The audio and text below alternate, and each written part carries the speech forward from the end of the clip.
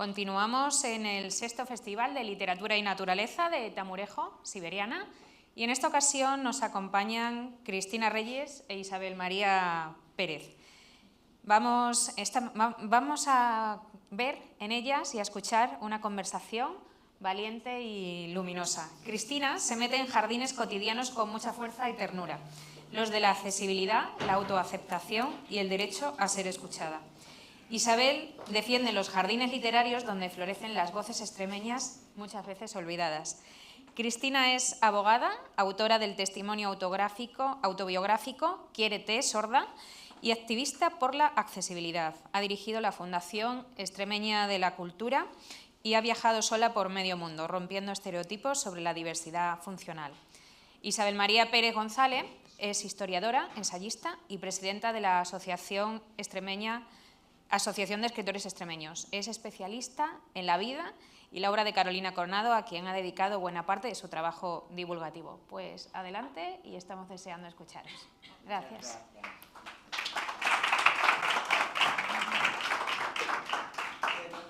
Buenas tardes. A ver, entre todos los placeres que me produce presentar a Cristina, hay uno que vivo de manera muy, muy especial. Y es que en este momento una mujer con discapacidad visual va a entrevistar y va a hablar con una mujer con discapacidad auditiva. Es decir, esto es el empoderamiento de las mujeres.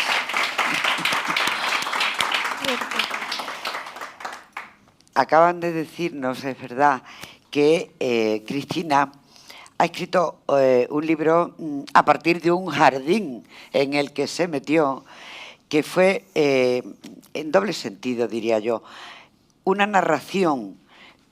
Toda narración es una historia y es un camino y es un recorrido, pero en su caso era un recorrido hacia su interior, hacia su aceptación a través del conocimiento y la asunción de la vida de otros, especialmente del mundo rural, y cómo en el mundo rural del universo, del mundo, eran tratadas las comunidades con dificultades auditivas. Se fue en autostop, y eso también es un jardín. En fin, de ello hablaremos. Aterrizó en Rusia y a partir de ahí vamos a iniciar un camino que ella vivió, como digo, en comunión hacia su interior y hacia la geografía exterior, de manera que en esa comunión ella encontró su propia identidad y la asunción y el amor por sí misma, ¿verdad? Total. Creo. Bien.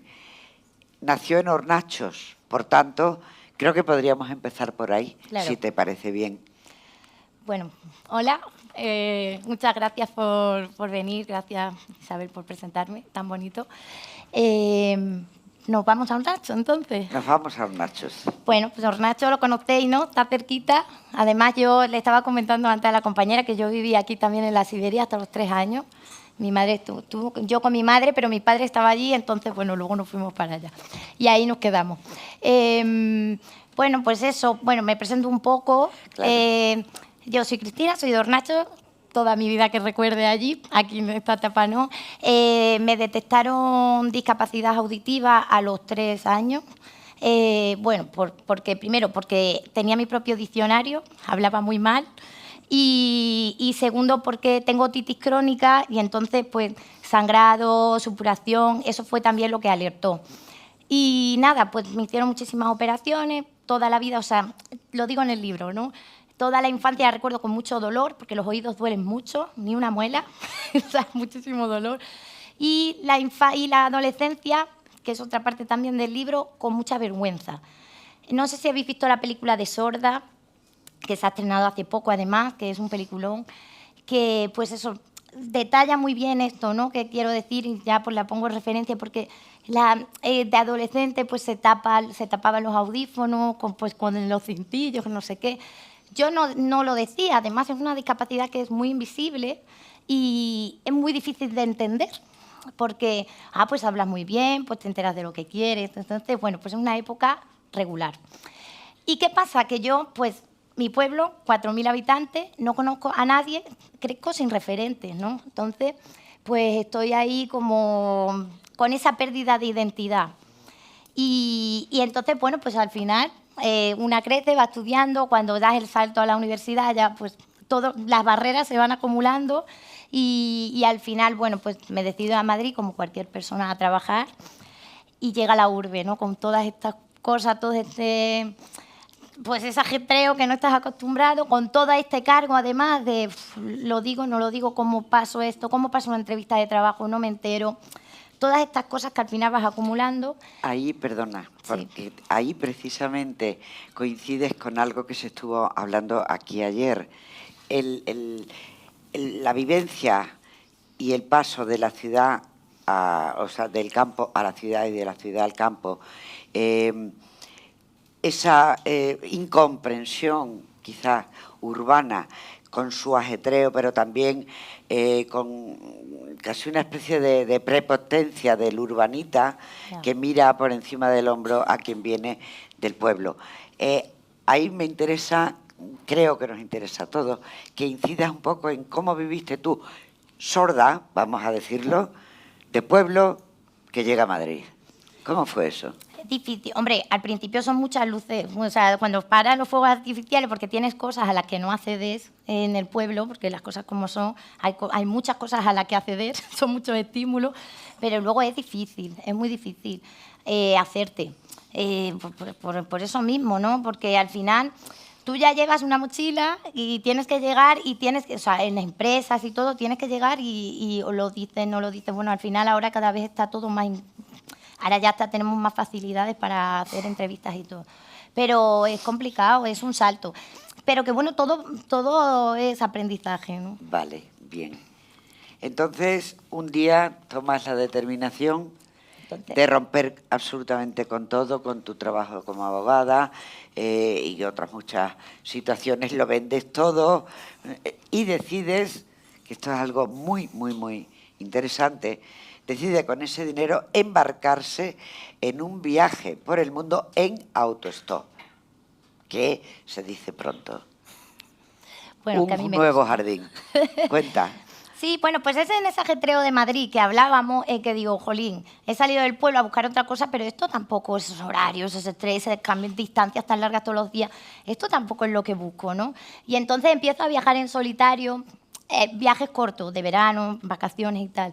Y ahí descubro el mundo del autostop. Y claro, a mí estos viajes me estaban dando herramientas para yo volver más fuerte, ¿no?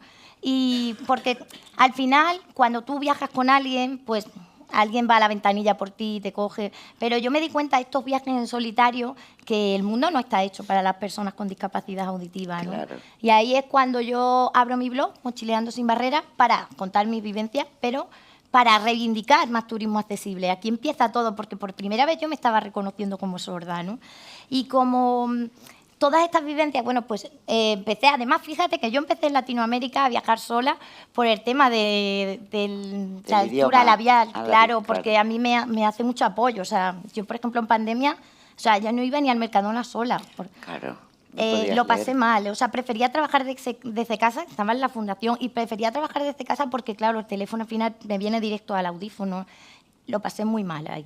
Y bueno, pues embarcamos y claro, ahí cuando vengo de este viaje, que ya, de estos viajes últimos que ya me estaba entrando la necesidad de hacer uno largo, también estaba en la búsqueda de identidad, ¿no? Porque ya me estaba reconociendo como sorda, me había apuntado ya a lengua de signos, estaba conociendo la comunidad sorda y digo, pues si me voy a ir, voy a aprovechar este viaje para visitar comunidades sordas y documentar cómo es ser sorda o tener discapacidad auditiva dependiendo del lugar donde nazcas, ¿no? Eso es. Y ahí nace todo el libro. Vale. Entonces, como ha dicho Isabel, me planteé este viaje de esta forma, en autostop, porque quería meterme con la gente, quería ni brújula, ni tiempo, ni nada, y quería pues sumergirme en los paisajes y con tienda de campaña. Ahí está la vaca que me saludaba por las manos. Bueno, pues en la tienda pues te ibas o a gasolineras y rejos malolientes, pero también pues playas, paisajes muy guay. Y ahí otra vez el contacto con la gente, porque yo pedía permiso, ¿no? En plan, eso es un pueblo de Turquía, por ejemplo, y entonces yo decía a los vecinos, me voy a quedar aquí, no que vean una tienda de campaña por la noche, y digo, me voy a quedar aquí, y al día siguiente abría y tenía vecinos alrededor, quieres lavarte los dientes, necesitas comida, quieres agua, o sea, vuelves a conectar otra vez con eso. Yo siempre digo a la gente, venir a Extremadura, que es como a la gente así viajera que nos gusta paisajes random, países random, y es como venir a Extremadura, que es lo que buscas fuera lo tienes aquí. Porque la gente es así, ¿verdad? Claro, y eso es interesante lo que acabas de decir. Me levanto en una tienda de campaña y encuentro a gente de pueblo a mi alrededor ofreciéndose.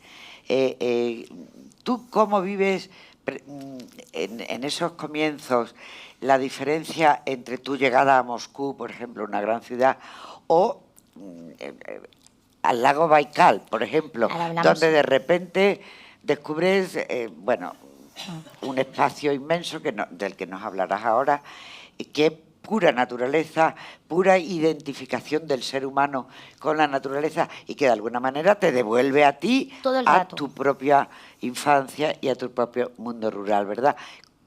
¿Cómo es ese encuentro? Creo que vimos pocas ciudades, en plan, fui a Moscú y pasé Nochevieja, porque empezamos en el viaje así, y nos fuimos a la Siberia, que lo hicimos además en el Transiberiano, en el tren, parte en autostop, pero como había una nevada, claro, estamos hablando que es diciembre, enero, menos 20 grados, con las pestañas así haciendo autostop y parte en plan, iros al tren, ¿sabes? Y bueno, y efectivamente, o sea, llegamos al lago Baikal, que... Además, la Siberia rusa está como muy conectada con esta zona, además que está bien traerlo, porque me recuerda mucho, tiene muchos lagos, o sea, es impresionante. Yo creo que el viaje, que duró 16 meses, y no me quito de la cabeza los paisajes de la Siberia rusa, o sea, son alucinantes. Y este lago, que en verano es un lago cualquiera, pues cualquiera, pues que está descongelado, pero cuando está congelado en invierno... puedes caminar encima del agua y ves, tiene mucha visibilidad y ves 500 tonos de colores azules, blancos, o sea, ves el fondo, es alucinante. Y ahí, pues, y claro, y la gente tiene una cultura, tiene una comunidad buriata, que es la comunidad que está en el lago Baikal, tiene una religión propia, no hay apenas ni electricidad ni nada, o sea, no puedes ni pagar con tarjeta de crédito. Y ahí te reencuentras otra vez contigo mismo, ¿no? Te reencuentras otra vez con tu pueblo. Claro, yo, por ejemplo, cuando viajo con otras personas que son de ciudad o todas estas cosas como que le extrañan. Y yo digo, estoy como si estuviera en casa, ¿sabes? Efectivamente, o sea que hay eso que estás diciendo es muy interesante. El sentido de la tierra, la conexión con la tierra... Y con tu propio pueblo y tu propia vivencia rural, es igual en todas partes del mundo. Totalmente. Ahora hablamos también de los Himalayas. Mira, claro. Vamos a... Bueno, este es para que veáis el lago, o sea, es alucinante, de verdad. Y encima no hay nadie. Hace un frío, claro. Pero... muy guay, muy bonito. Bueno, esto es el Transiberiano también que he hablado, ¿no? Cómo conectas con la gente te ofrece... Es una señora que me estaba ofreciendo su desayuno, porque allí va la gente preparada, son viajes en tren enorme, que recorren, pues imagínate, Rusia de punta a punta, ¿no? Vale, entonces entramos a los Himalayas. Pues sí, a mí hay 2 pueblos allí, pero hay uno muy especial que parece que su vida es eso, la identificación, el ser humano y la propia naturaleza. Y hay un momento interesante que a mí me gusta de manera particular, que es aquel momento en el que tú regresas a la matanza. Lo digo en el libro, además. Lo cuenta. Y creo que esto que decimos de que en todas partes el mundo rural vive lo mismo, expresa lo mismo, siente lo mismo, es un ejemplo. Ahora te vas a encontrar con una matanza, quizás de un animal distinto, pero sigue siendo la matanza que prepara la estancia del invierno, la alimentación del invierno, con toda la crueldad en sí misma que lleva, pero al mismo tiempo con toda esa tradición en la que los niños, lo que ahora no podemos soportar, veíamos con toda naturalidad la cuchilla al cerdo. Y claro, y eso lo vives tú allí. Cuéntanos, porque me resulta interesante. Sí, mira, yo a los Himalayas, esto es India. Es una tribu que es la tribu Apatani. Yo tenía muchas ganas de llegar aquí. Necesitas un permiso especial para llegar aquí, que tuvimos que pedir allí en turismo.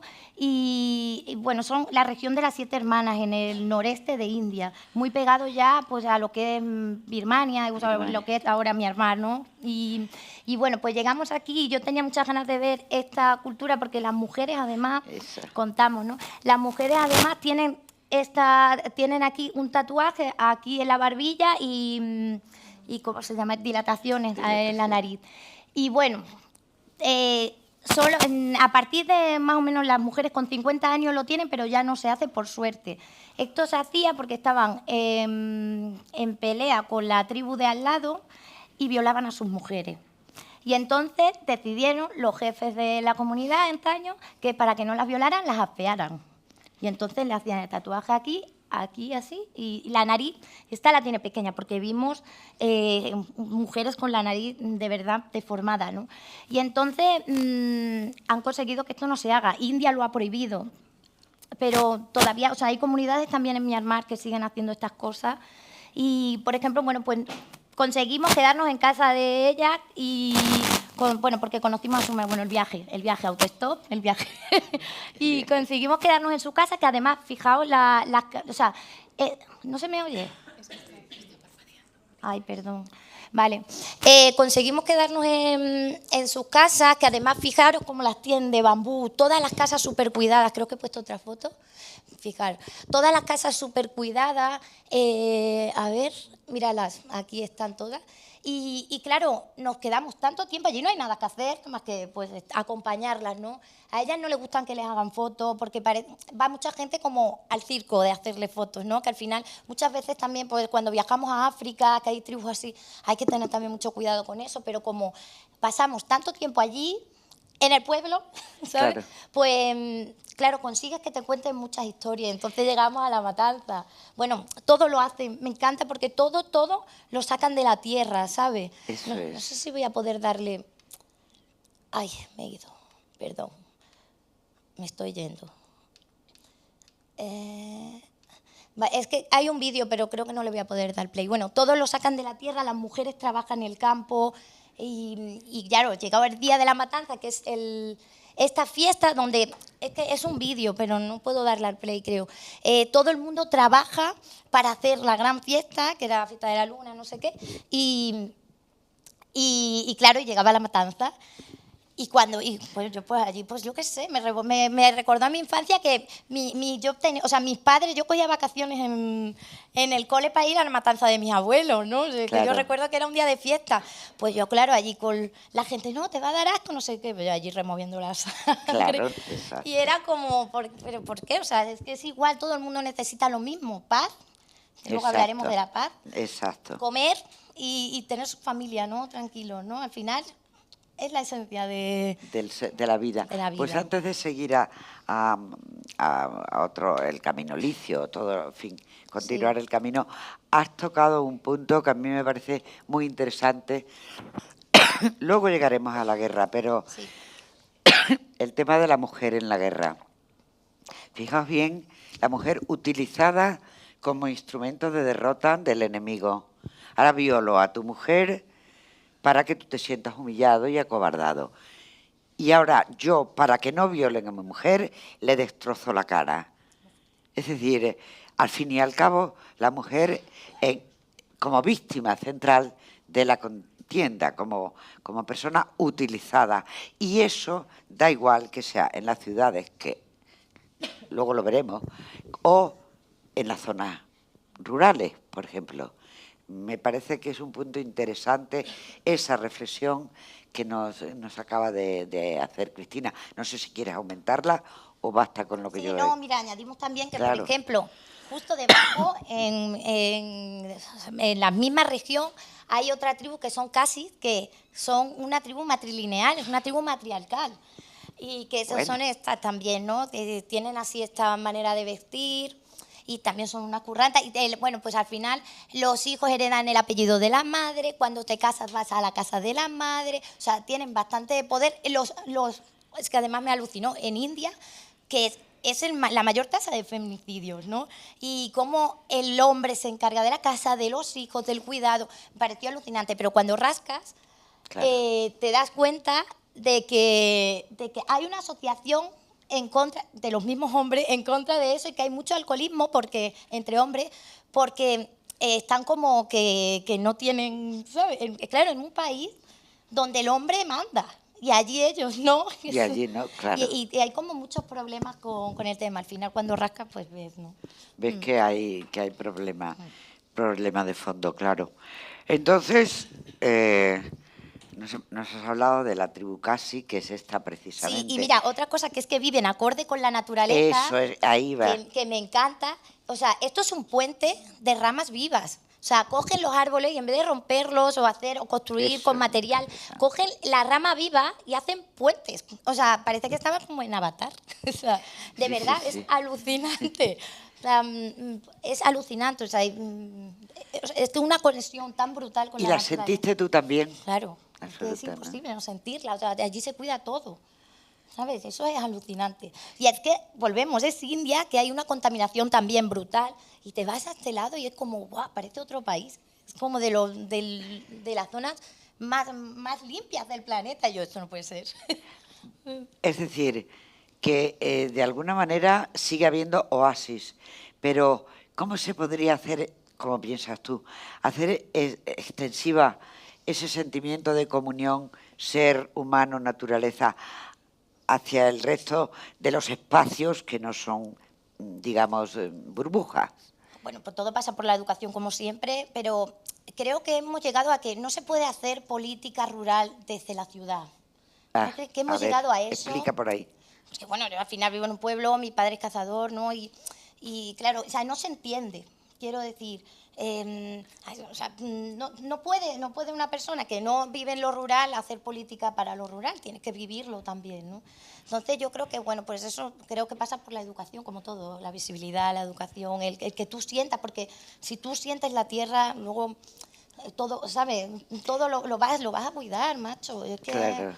Ayer hablábamos precisamente de ese tema, de cómo la educación es importantísima. Por ejemplo, el contacto con la jardinería o con que el alumnado sienta la naturaleza, vamos a decirlo de manera general, como algo suyo, como algo de su ser. Incluso se llegó a proponer, y me parece una idea estupenda, que los Erasmus también se hagan en las zonas rurales. También, o sobre todo, incluso podría ser, ¿no?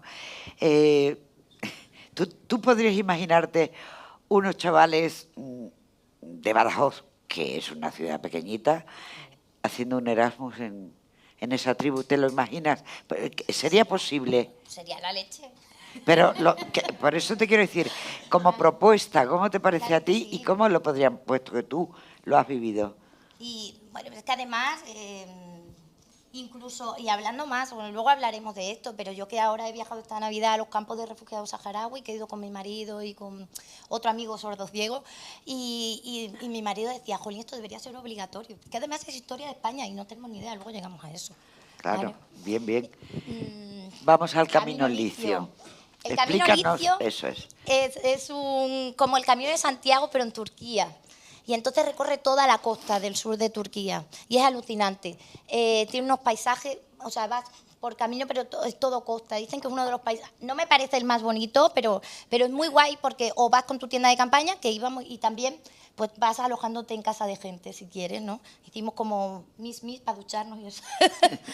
Y muy bien. Y claro, esto así, o sea, otra vez. Y yo ahí, mira, que yo siempre llevo los audífonos, no, pues yo no me meto de nada, pero ahí caminaba sin ellos. Y claro, tenía más fotos, pero digo, se va a hacer muy largo. Nos bañábamos en los ríos, lavábamos la ropa en los ríos, y ibas como una conexión. Yo solo escribía o leía, no tenía batería porque no podías enchufar, nada más que a veces, pues ya te digo, hacíamos como una parada en casa de alguien, comías con la gente, es muy bonito esto también. Me ha gustado eso y me ha parecido interesante lo de lavar la ropa en los ríos. ¿Os acordáis cuando en los pueblos las mujeres iban a lavar la ropa en los ríos? Un regreso, por tanto, un retorno a nuestro pasado rural, nuestro pasado de pueblo. A mí me gusta decir que soy de pueblo. Yo soy de pueblo, soy de Santa Marta de los Barros, ya lo sabéis. Y me gusta ser de pueblo o haber nacido en un pueblo, o me da igual. ¿Cómo bebías tú entonces, por ejemplo, ese detalle, es un detallito, lavar la ropa en el río? ¿Te recordaba también O sea, me hacía falta el, ¿cómo se llama? la restregadera aquella, ¿no? Esa, que ahora, Eso. mira, ahora que tengo camper, me han regalado una lavadora de estas de, ¿sabes? De unos amigos me han regalado, bueno, esto que es casero, no sé qué. Mira, yo, esto de toda la vida, que yo, mi madre que frota ahí. Claro. Digo, yo creo que eso es más eficiente, ¿no? Pues es que o sea, es alucinante que la naturaleza te brinde todo lo que necesites. Eso es. Es alucinante. Acaba de decir algo, me parece muy interesante, que la naturaleza te ofrece todo lo que necesitas, no necesitamos más. Y sin embargo, nos complicamos la existencia buscándonos necesidades que a lo mejor no son tan necesarias. Cierto que tampoco vamos a volver al paleolítico, pero sí el equilibrio. ¿Cómo podría ser, desde tu punto de vista, que has vivido todo eso, cómo podría ser el equilibrio entre el avance, porque lo estás diciendo, no teníamos móvil, teníamos que conectar, teníamos que estar conectados con el mundo, había que pararse en casa de alguien. Es decir, hay necesidades que incluso han llegado a ser perentorias. La tranquilidad de los padres. Estoy en Tamurejo. ¿Has salido a la feria? ¿Estás bien? Es decir, esa necesidad la tenemos y creo que es lícito que mantengamos esas mejoras técnicas, pero sin perder lo anterior. ¿Cómo imaginas tú ese equilibrio? ¿Qué propuestas se te ocurren a ti después de estas experiencias? Ya, y sabes, yo creo que es la información, ¿no? O sea, no vemos más allá de lo que tenemos enfrente. Y cuando sales y ves otras cosas, ves otras realidades, al final aprendes, ¿no? Dice, empatiza, porque tenemos la guerra en Palestina, por ejemplo, y como nos cae tan lejos. Pero claro, después de venir de Siria, que ahora hablaremos, sí, y de todo eso, a mí me parece muy cerca. Tengo amigos palestinos, tengo amigos en Siria, tengo amigos en Líbano.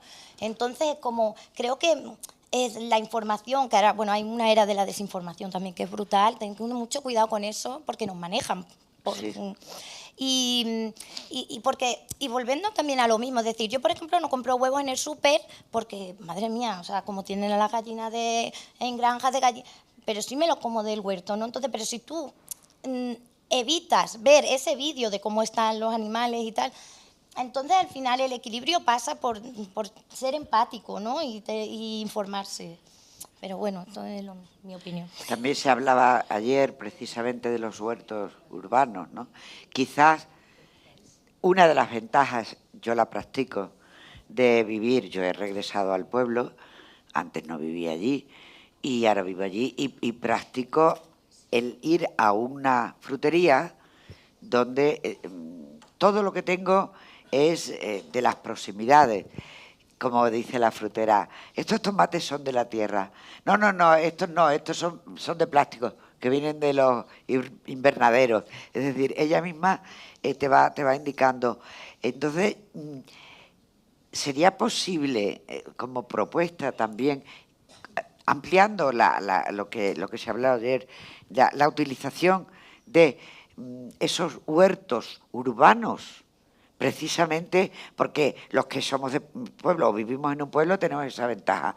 ¿Qué pasaría si en ciudades como Madrid se pudieran poner en práctica esos huertos urbanos, incluso dentro de los propios jardines, del Retiro, de yo qué sé, bueno, no podría abastecerse a toda la ciudad, pero quien lo deseara podría tener esa opción? Esa propuesta podría ser válida. Sí, y bueno, cada vez hay más, ¿eh? O sea, sí. Conozco bastantes huertos urbanos en Madrid, pero claro, la gente va así, en Madrid va rápido, ¿no? ¿Sabes? Sí. Hay urgencia. O sea, que ese sentimiento sí existe, ¿no? Bien. Pasamos. Sí. Pasamos a la tribu Vanuatu. Vanuatu. Vanuatu, hija, es que... Vanuatu. Mira, sinceramente, cuando estuvimos en Australia haciendo autostop, nos cogió Bill. Hemos saltado de continente ya. Sí, hemos saltado a Australia. Bueno, estamos ya en el Pacífico. Y en Australia conocimos a un hombre que tendría 65 años o así, nos cogió para llevarnos a un tramo. Y entonces empezó, le estaba contando el viaje y dice, anda, yo hice África a pie de joven. Bueno, pues le gustó lo que estaba haciendo y dice, ¿queréis venir a mi casa? En vez de dejarnos, nos llevó a su casa y al final lo que era un día estuvimos allí 4, nos enseñó a hacer compost, reciclaje, de todo allí, sus movidas. Y entonces nos habló de Vanuatu. Y con una pasión, Vanuatu, tenéis que ir a Vanuatu, no sé cuánto, que estoy hablando en plural porque este viaje lo hice con mi marido, me lo encontré por el camino. Lo habías perdido. No, hombre, quiero decir, que cuando estaba embarcada en este viaje, nos cruzamos. Entonces, que habló tanto de Vanuatu y yo pues me puse ahí a buscar vuelo y digo, nos vamos ya. Porque claro, Vanuatu es uno de los países más vírgenes del planeta, está encima de entre Australia y Nueva Zelanda, una islita, bueno, son muchas islas lo que conforma el país, pero solo 3 o 4 están habitadas. Y fuimos a Tana, visitamos 2 o 3 y fuimos a Tana, que es de las más vírgenes del planeta, no hay asfalto, no hay nada, la gente va descalza, tiene muchas tribus todavía. Y bueno, lo que está detrás es el volcán de la isla que está activo y puede subir. Continuamente activo. Sí, y puede subir. Y no mira, da miedo. O sea, quiero decir, perdón, Sí, sí. es que ese es otro prejuicio también que tenemos, el miedo a la inmensidad de la naturaleza, el miedo al desbordamiento de los elementos, quizás menos miedo en niños que hemos gateado a los árboles, pero más en quienes se han criado en una ciudad. Y entonces el miedo a algo imponderable, a algo inmenso, bueno, ¿qué diferencia piensas tú que puedes sentir alguien que de verdad ha nacido, se ha criado, vamos a dejar Madrid, vámonos a Barcelona o a Bilbao, sí, porque no es siempre lo mismo, y una niña que conoce unas tormentas de verano en mitad de un Claro, pero de es que olivar? mira, que yo, hablando de eso, que yo este viaje lo he hecho con mi marido, que es de Fuenlabrada. Y, claro. o sea, yo decía, pero esto no lo sabes, pero esto, o sea, le impresionaban cosas que digo, pero vamos a ver, ¿no has visto un campo en tu vida? ¿Sabes lo que quiero decir? Se nota muchísimo la diferencia. No es Fuenlabrada de los Montes, entonces. No, Fuenlabrada de Madrid. Y mira, por ejemplo, Fuenlabrada de Madrid, perdón. Claro, que es urbanita. Y Sí, por ejemplo, sí. mira, en este país, o sea, en esta isla además, tiene un turismo muy selecto. Va gente pues, de National Geographic, o sea, y es caro. Pero a lo que estabas diciendo, viven del volcán. El volcán es su economía, igual que la sierra de mi pueblo, es la economía de mi pueblo, porque hay rutas micológicas, o sea, de seta, de caza, bicis de montaña, las cuevas, o sea, mi pueblo vive de la sierra y esta gente, o sea, de hecho, se han abierto al turismo hace muy poco y asistimos a la fiesta, porque claro, también nos quedamos allí lo que nos dio la gana y más, y tenían una tarta de aniversario del turismo, porque le está dando, y era un volcán, la tarta era el volcán. ¿Sabes? O sea, Sí. Miedo, al contrario, están conectados. Esta casa, tienen casas en los árboles para que vayan los turistas y ves el volcán de frente como está haciendo así, como está. O sea, es impresionante. Pero me está dando miedo, verás, el turismo. Ya, claro, es otro palo. Un arma de doble filo. Lo saben, ¿eh? Lo saben. saben, Entonces, por eso eso voy. lo ponen muy caro para que tengan un turismo controlado. Claro, pero tampoco es cuestión. Claro, porque por eso es digo que es un injusto. melón. Claro, yo no puedo ir y Claro. que voy a respetar. Efectivamente, Yo que voy a respetar todo eso no puedo ir. tuvimos todo ese debate. Pero Elon Musk sí puede ir. Claro, hombre, y ¿no? entonces, ¿qué hicimos? Nosotros íbamos allí y decimos, no tenemos dinero, ¿podemos tirar la tienda aquí? Y nos dijeron, vale, te dejo porque no teníamos dinero para pagar eso. Claro. Entonces, te dejo este cacho por 2 duros. Venga, vale. Pero como la gente va, le hace fotos al volcán y se va, ¿sabes? Sí. Y nosotros nos quedábamos allí, claro, nos hicimos amigos de los dueños de esto y ya nos dijeron, mi marido es informático, bueno, este es el volcán, que podía subir. ¿Allá dónde está? Sí. Y era esta familia, yo me pasaba el día con ella, me iba a comprar con el bebé para arriba, para abajo, y porque quería ver esa vida, yo no quería ir a ver volcán y venir. Y entonces ya nos dijeron, hacernos páginas web, hacernos, ponernos en Airbnb, claro, es que al final ellos el intercambio. El intercambio, y entonces nos dejaron la casita que... Claro, es que a lo mejor eso que ya no se debería llamar turismo, sino convivencia con otras culturas, con otras comunidades, ya no es el turismo del que estamos hablando. Y entonces sería bueno un turismo de intercambio. Claro. O sea, no podemos pasar... Bueno, a ver, esto es mi opinión, ¿eh? Sí. O sea, el turismo de foto y volver a mí no me gusta. O sea, por esto este viaje era muy sostenido. O sea, quería explorar, sentarme allí y estar con la gente. Y por cierto, te encontraste porque con muchas comunidades establecidas, porque creo recordar que en algunos de estos lugares sí existía una organización de atención a las personas con sí, a ver, en todos los países, que eso ya entraríamos en el libro, si no tengo tanto spoiler. Sí, pero quieras. sí, en todos los países he visitado las comunidades sordas y he contado la historia ahí, sí. Y es flipante. O sea, la peor en India es desgarradora, ¿no? Porque ni Totalmente. las personas sordas pueden heredar bienes familiares ni tener tarjeta bancaria. De hecho, conocimos a una chica con audífonos que su madre no quería que se los pusiera y le escondía la discapacidad por perder miedo a la dote del casamiento. Entonces yo decía, madre mía, todo eso, tengo ahí, todos esos testimonios, claro, ¿no? Claro, y en Vanuatu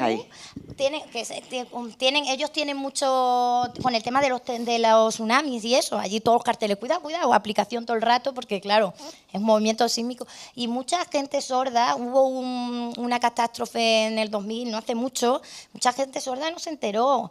Claro. ¿Sabes? Entonces los avisos, porque son auditivos. O sea, y aquí no está muy bien organizado. Es el único país, que está en vía de desarrollo, el único país que no tiene una comunidad sorda organizada, ni siquiera lengua de signos propia. Bueno, eso lo he visto más. Claro. Más A ver, esto es por tanto, un inciso que hemos hecho porque me parece que es interesante el tratamiento que se da a esta problemática dentro del libro a base de testimonios de personas reales. Sí. Y yo no sé si ya es momento de que vayamos a la guerra. Sí, nada, mira, paso las fotos para que veáis. Bueno, lo que me impactó de Vanuatu, ¿no? Que al estar tanto tiempo allí con ellos... Ay, que le estoy dando al revés, perdón. Pues hacen boxeo. Nos íbamos con la familia a ver boxeo, que lo improvisaban, si veis, con palmera. Todo lo hacen con palmera. La hoja de palmera y la banana, pues, todo lo hacen con eso, ¿no? Y bueno, pues era para la gente local. Nosotros ya allí nos empezaron a llamar, esto ya no son guiris. Y bueno, otra cosa que me impresionó mucho es que las mujeres tienen mucho vello y llevan barba, bigote y patillas. Y se las preparan. O sea, el canon de belleza... Es distinto, claro. Y eso me encanta, ¿no? He estado también cuando he hecho los campamentos saharaui este verano y se tapan, que yo creía que era por religión, y van las mujeres con los guantes de hospitales por la calle a 50 grados en el desierto. Digo, ¿qué haces con eso? Ya a los 3 días pregunté, digo, ¿esto es por religión o algo? Y dice, ¿qué va? Que no quiero que me dé el sol. O sea, se llevan, y cuando se casan, comen porque se llevan gorditas. O sea, hacen dieta de engorde. O sea, fíjate... como Mauritania, que está muy cerca. Fíjate el canon de belleza de las mujeres, ¿no? Cómo también cambia y cómo te das cuenta de tantas cosas, ¿no? Y bueno, en Vanuatu otra cosa que me impresionó, lo de la palmera, es, mirad esas bolsas. Sí. Que la pongo. Están hechas de palmera. No utilizan nada el plástico. Eso es Tienen un estupendo. cuidado alucinante. Gracias. ¿Sabes? O sea, me pareció increíble. Cogen la palmera para todo, la hoja.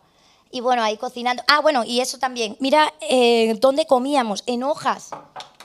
Porque no usan plástico, pero no, cuando hay mucha gente, una hoja de un árbol. Una hoja, Es eso es alucinante interesante. eso. Claro, yo intenté aprender a hacer esto, pero me ha quedado... Claro, porque lo coño. tendrás que preparar, claro, para que no, hombre, que no se doble y no se caiga la comida.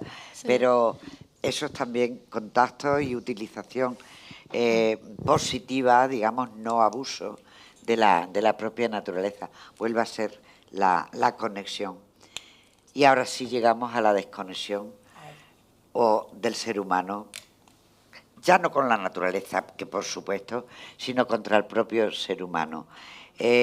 Tú has viajado por Siria, has viajado por Palestina. No, Palestina no llegué. No llegaste. No, Siria, en Damasco. Líbano. Viviste la vida, efectivamente, la guerra en Damasco. Eso es. Entonces, y luego el Sáhara Occidental. Yo creo que es el momento de que hablemos de la guerra y del ser humano en la guerra y de los niños en la guerra y de no encontrar. El otro día veíamos en un reportaje de 24 horas Xavier Forte, impresionado porque un niño era palestino, pero es que de cualquier parte quería comer y comía tierra y decía, yo quiero harina, no quiero tierra. Ya. Es decir, ni siquiera la propia naturaleza puede surtir ya al ser humano para que se alimente. No, claro, Dinos mira, tu vivencia en Siria. pero en relación a lo que has dicho, hay un libro que se llama ¿Cuánta hambre en el mundo? No me acuerdo bien el título, que lo leí hace mucho tiempo, que decía que ¿por qué hay gente muriendo de hambre si hay recursos para todos, ¿no? Y claro, te lo cuenta con datos, es súper interesante, luego te lo digo. Sí. Y claro, pues aquí... a mí esta parte me parece muy dura y a Pero ver... no pasa nada, tenemos que tocar Sí, ya, la ya. herida, ¿eh? O sea que... Yo llegué a Líbano Creo. por un libro que me compré en una feria de libros de Madrid, de una chica que había estado allí, me lo leí y me encantó. Además, me encantan los libros así independientes, ¿no? Porque es un libro random que no lo conoce nadie. Y entonces, cuando hice este viaje, yo tenía en la cabeza que quería ir a Líbano. Y entonces nos fuimos y vivimos un mes en Beirut y me enamoré. Me enamoré de Líbano, o sea, de Líbano, de la ciudad, me rompió 500.000 esquemas, o sea, hicimos muchos amigos, la gente, o sea, hay muchísimas fiestas, o sea, es que no es nada de lo que yo tenía en mente, ¿sabes? Vivíamos con constantes ataques aéreos israelitas en ese momento, que era 2020, y claro, o sea, yo allí, o sea, me parece una ciudad súper cosmopolita, había gente en un bar, una chica con una minifalda y una cerveza y una amiga suya así. Y no pasaba nada. Y entonces mezquitas se confunden con las iglesias. Es como, Claro. de verdad, lo tienen mucho más aceptado que nosotros, ¿no? Es un país pues, que se está haciendo a sí mismo porque tuvo una guerra, pero, jolines, no se Claro. habla de toda la evolución que ha tenido, incluso que la ONU lo premió por la buena convivencia que tienen entre ellos, porque hay muchas religiones. Ellos siempre dicen, aquí hay fiesta todos los días, porque si no es de los musulmanes, de los cristianos, de los judíos, ¿sabes? Entonces, jolines. Y claro, en Líbano visité una comunidad, un cole que lo llevaba un sacerdote que hace de verdad una labor increíble con refugiados palestinos, porque estábamos en plena, es que los sirios le dicen crisis, en plena guerra de Siria. Y ahí me doy cuenta, claro, lo que hablabas, ¿no? Que conocía a muchos niños que venían o con problemas de sordera agravados por las bombas, Eso es. o sordos por las bombas. Y claro, a mí eso me impactó. Fue el primer contacto, ¿no? Y entonces yo digo, si esta gente, bueno, la estaban ayudando, implantes, audífonos, tuvimos allí también un montón. Y yo digo, bueno, ¿y cómo estará la gente que se queda dentro? Eso Entonces es. digo, voy, entro. Y entraste. Y entré. Pues, ¿qué te encontraste? Eso, es que, eso, entré. Y había zonas ya recuperadas, estábamos hablando que no había un fin de guerra, pero había ¿sabes? Que había como un alto el fuego en zonas, estuve en Damasco, Alepo, en zonas donde se podía estar, ¿vale? Y estuve bueno, pues conocí a la única intérprete de lengua de signos que hay en Damasco, Farad, que hace una labor también increíble. Y bueno, pues por ejemplo, la lengua de signos, los jóvenes, es que es alucinante como en un escenario así, los jóvenes llevan el timón, le han dado premios por hacer proyectos Eso, inclusivos. es que ese programa era muy interesante, comenta. Y digo, Sí. bueno, claro, es que le dieron un premio y dice, pero vosotros habéis hecho esto porque en la pandemia incluso han hecho como una aplicación para que las personas sordas pudieran tener médico online. Porque claro, no se podía mover, no escuchaba no sé qué, pandemia. Y era como, le habían dicho, Dios, es que eso no existe ni aquí. O sea, no tenemos esas ideas aquí, que tenemos todo para hacer, sin todos los privilegios del mundo. Y esta gente se busca la vuelta. Han tenido que ampliar la lengua de signos, porque claro, tenían un signo que era bomba. Pero cuando te caen 5 o 6 tipos de bombas diferentes en tu cabeza todos los días, las tienen que identificar por la de racismo, la de no sé qué. Y claro, o sea, se inventaron un montón de sistemas para que el que pudiera, que lo escuchara o sea, es que me parece tan alucinante lo que vivía. Y entonces tenía muchas sanciones internacionales en ese momento. Ahora, bueno, ha cambiado el régimen, se ha ido a Assad, por suerte.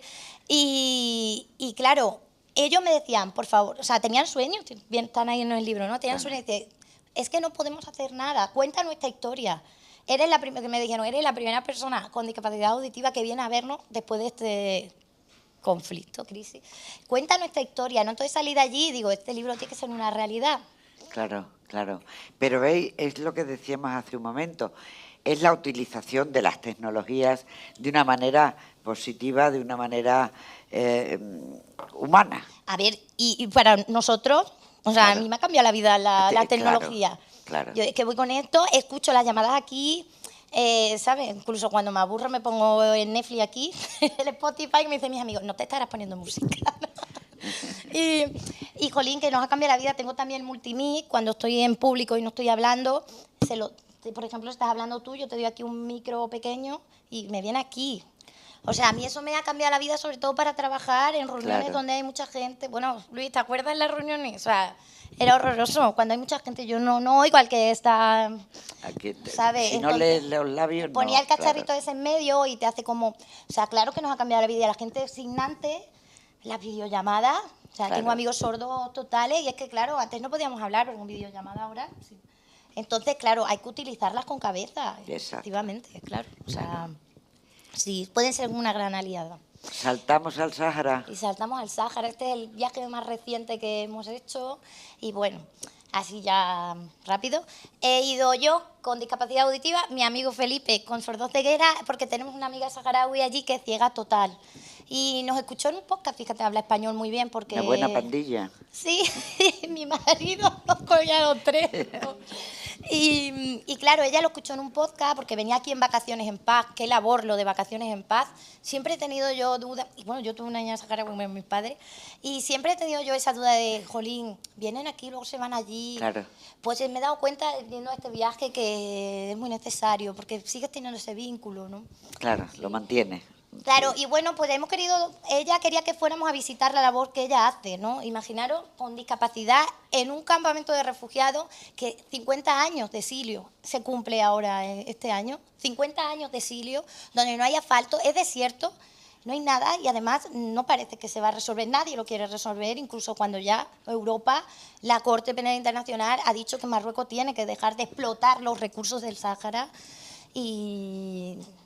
Nadie hace nada, pero no. bueno. Y bueno, no quería pasar, de verdad, porque ahora estamos haciendo un documental de esto, del viaje allí, lo presentamos el otro día, y hablé del muro de la vergüenza que existe en el Sáhara Occidental, que separa un pueblo y... O sea, y la gente no sabía lo que era. Yo cuando llegué allí no sabía que existía este muro. Y entonces, o sea, me va a doler la boca de explicarlo, porque el Sáhara Occidental está dividido con el muro más grande del mundo, 2.700 kilómetros, con minas antipersonas, para que, o sea, por favor, no, hacemos exposiciones. El otro día me dice mi amigo, vamos a una exposición del muro de Berlín. Digo, ¿qué? Ya ves, yo, el muro de Berlín. Tú sabes que hay todavía muros existentes. ¿Qué tenemos que celebrar? Entonces, por favor, démosle voz a estos pueblos que están totalmente... abandonados. No puede ser sostenible, o sea, no puede pasar la solución por dejarlos allí, en una tierra prestada, en un desierto inhóspito que en invierno hace un frío que te cagas y en verano un sol que torra, 50 grados. Y están con ayuda humanitaria. Esto no puede ser, ¿no? Entonces, volvemos a el libro, Personas con Discapacidad. Si encima esto es difícil para todo el mundo, imagínate ser mujer con discapacidad en estos territorios, porque... De verdad que esta es mi labor ahora, darle voz a tope.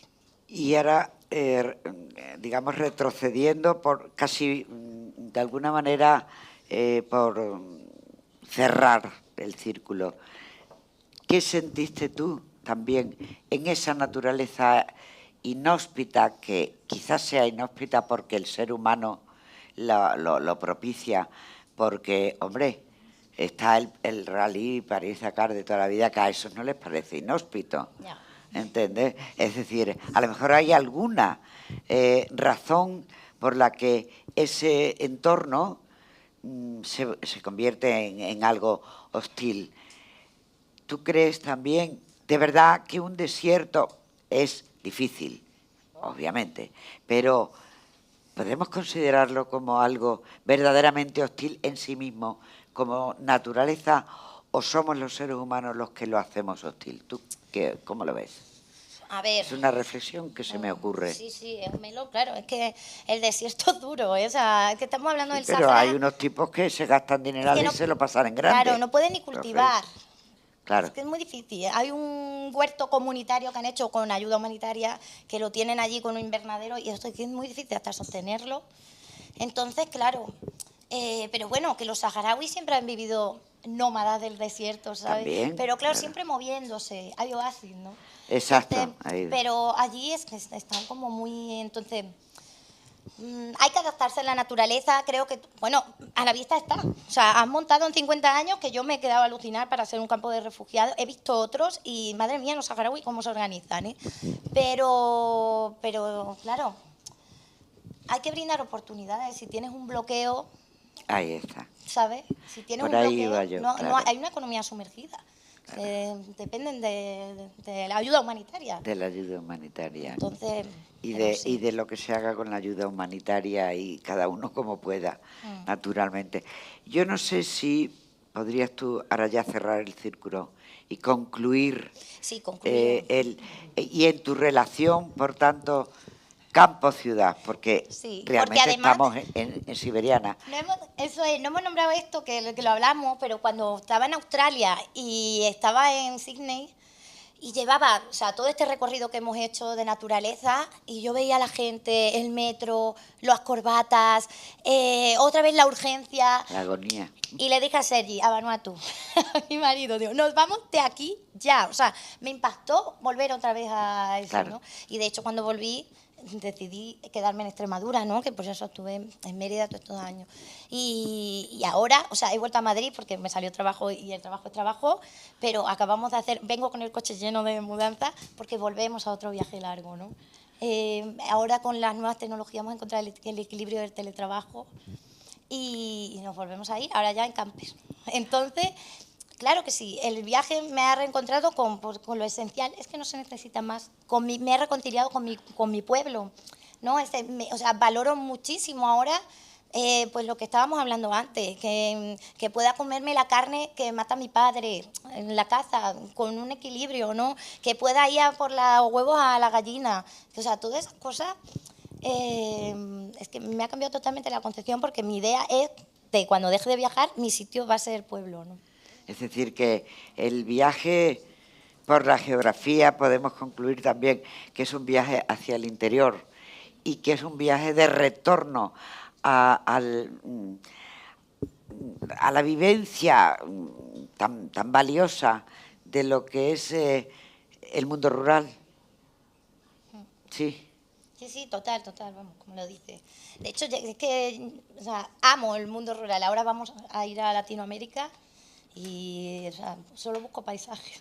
Creo que había ahí un capitulito en el que tú hablabas, y de pronto, no me acuerdo si era Nicaragua o dónde era, que te entró dolor de algo y te dieron unas pastillas que eran para animales. De uso veterinario, para el oído. De uso veterinario, quiero decir. Que mi madre es farmacéutica y, claro, entonces, le dije, me han mandado estas gotas, tenía otitis crónica, viajo con un problema auditivo, ¿no? Y entonces me han mandado estas gotas y dice, madre, por Dios, eso es para los perros. Pero eso también nos indica algo, quiero decir que eso también nos invita a reflexionar.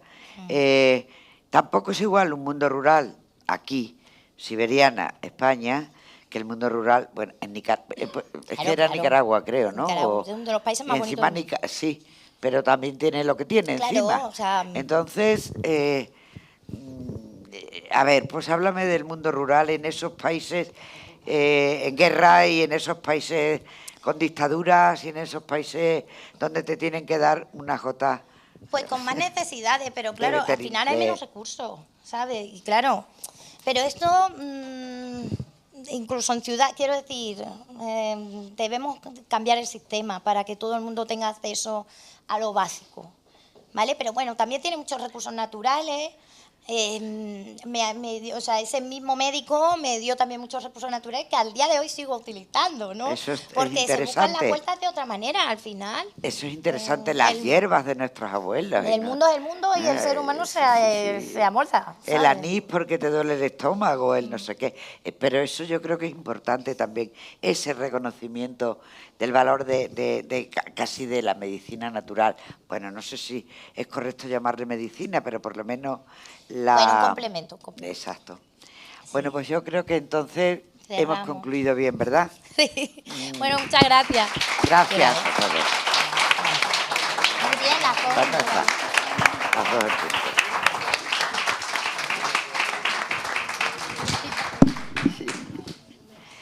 Me dijiste que me ibas a avisar y no me has avisado. Isabel. Así